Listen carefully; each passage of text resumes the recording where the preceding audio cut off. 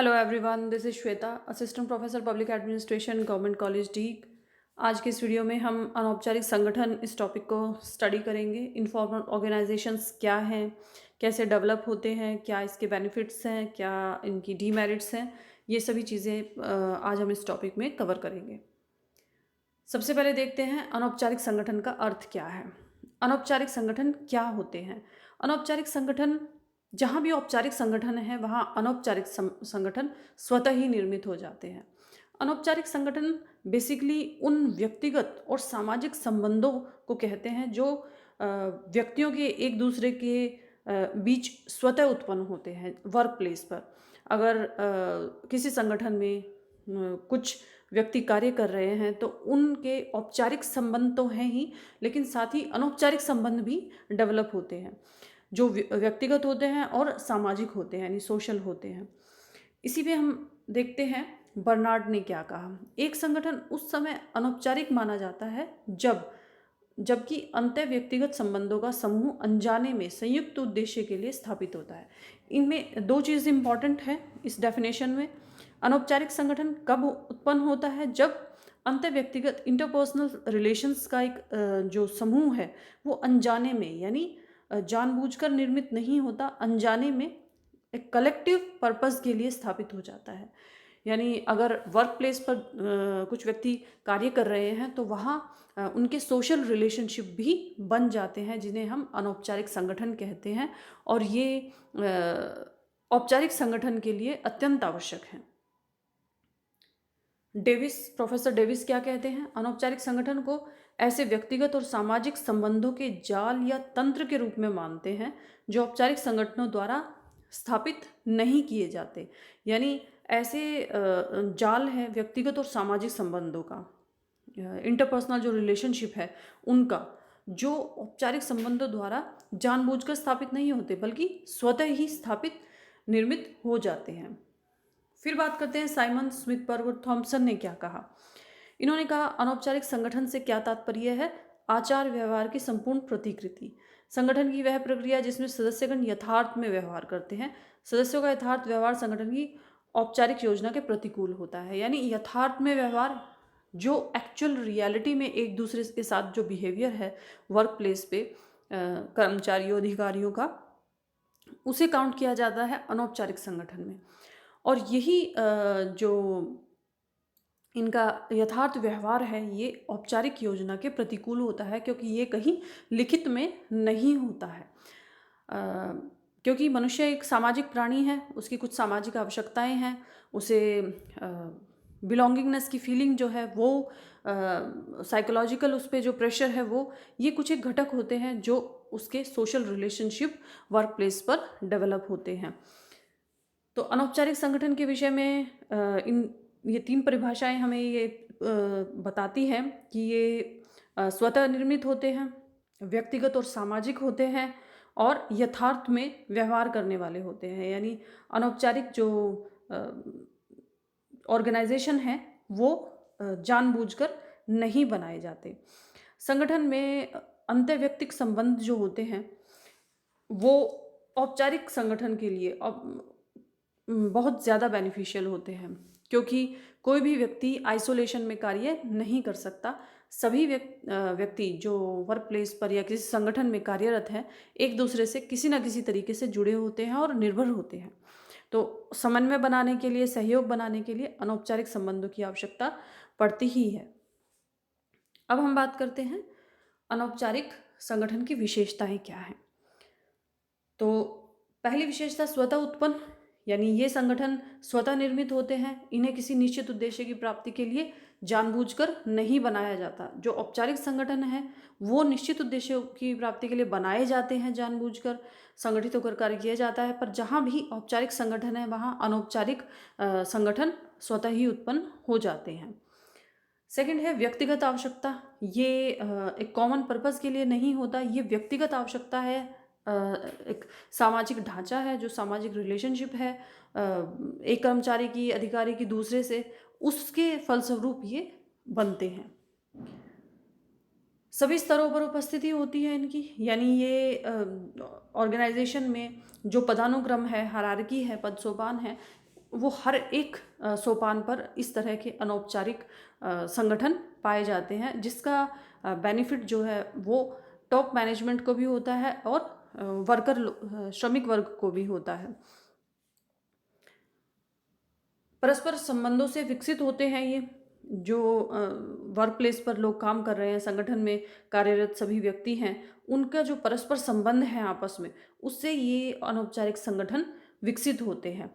यानी जो रीति रिवाज है, पारस्परिक संबंध है, सामाजिक समूह की जो आदत है, उनसे विकसित होता है अनौपचारिक संगठन का ढांचा। नेतृत्व की विशिष्ट शैली होती है, यानी यहाँ पर नेतृत्व कोई लिखित में या पूर्व निर्धारित नहीं होता है, स्वतः ही उत्पन्न होता है। जहाँ तक कि हम कह सकते हैं कि इसमें कोई नेतृत्व किसी एक व्यक्ति के हाथ में नहीं होता है।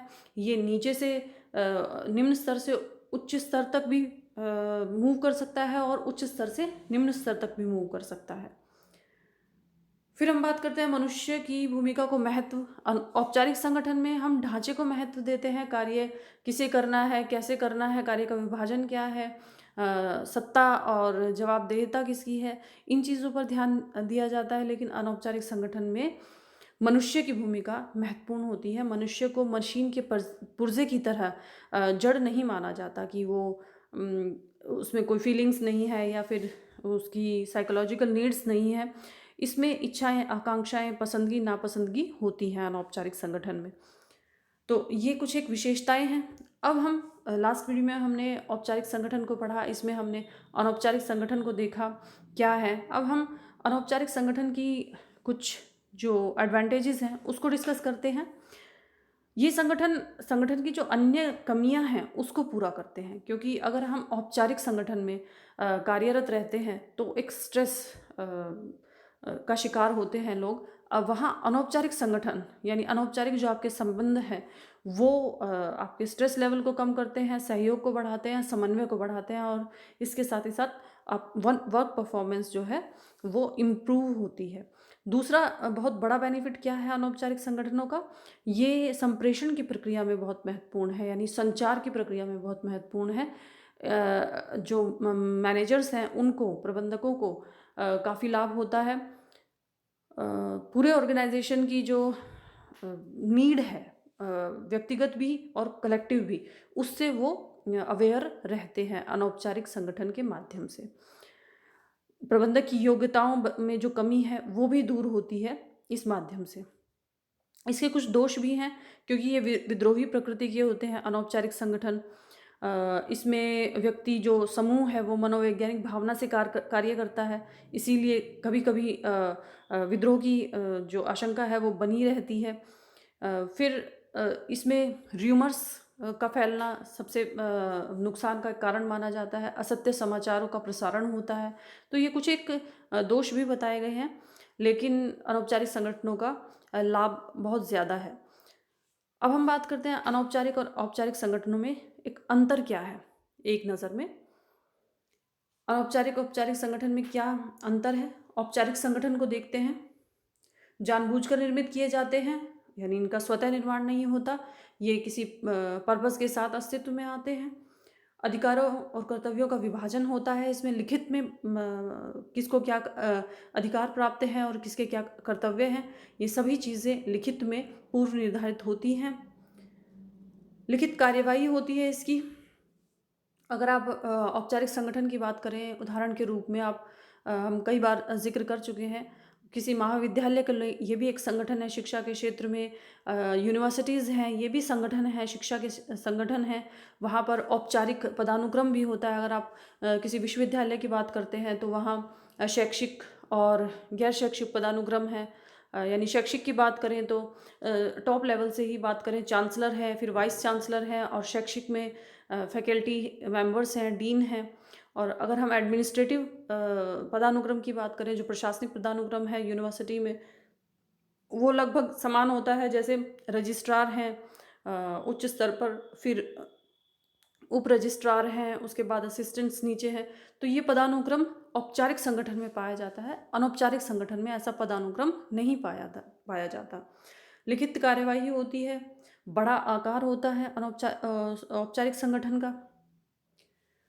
पदानुक्रम जो अधिकार हैं वो ऊपर से नीचे की ओर चलते हैं, ये खास अंतर है। औपचारिक संगठन में अधिकार ऊपर से नीचे की ओर, यानी कि पदानुक्रम में जो उच्च अधिकारी हैं वहाँ से अधिकार निम्न स्तर तक पहुँचते हैं। अब इसके साथ हम अनौपचारिक संगठन को देखते हैं।